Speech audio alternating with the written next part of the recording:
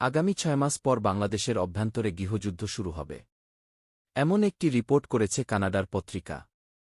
সেই রিপোর্টে বলা হয়েছে বাংলাদেশের অন্তর্বর্তীকালীন সরকার কোনোভাবেই দেশের অভ্যন্তরে ঘটে যাওয়া লুটপাট, অগ্নিসংযোগ, দখলদারিত্ব বন্ধ করতে পারছে না।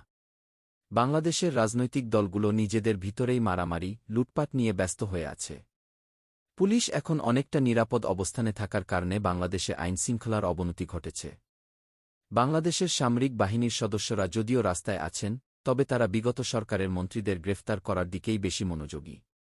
সেই সুযোগে বাংলাদেশের অভ্যন্তরে খুন, ধর্ষণ, লুটপাট বেড়েই চলেছে। এই ক্ষেত্রে বাংলাদেশে থাকা কানাডিয়ান নাগরিকদের সাবধানে ও নিরাপদে থাকার অনুরোধ করা হয়েছে। বাংলাদেশের বন্যা ও বিভিন্ন শিল্প কারখানায় আগুন দেওয়ার ফলে বাংলাদেশের প্রায় কয়েক লক্ষ লোক তাদের কর্মসংস্থান হারাবে। তাদের পরিবারগুলো দুর্ভিক্ষের মুখে পড়বে। তখন এইসব লোকেরা বিভিন্ন অপরাধে জড়িয়ে পড়বে, যা বাংলাদেশকে একটি সম্ভাব্য গৃহযুদ্ধের দিকে ঠেলে দিবে বলে মনে করেছেন রাজনৈতিক বিশ্লেষকরা।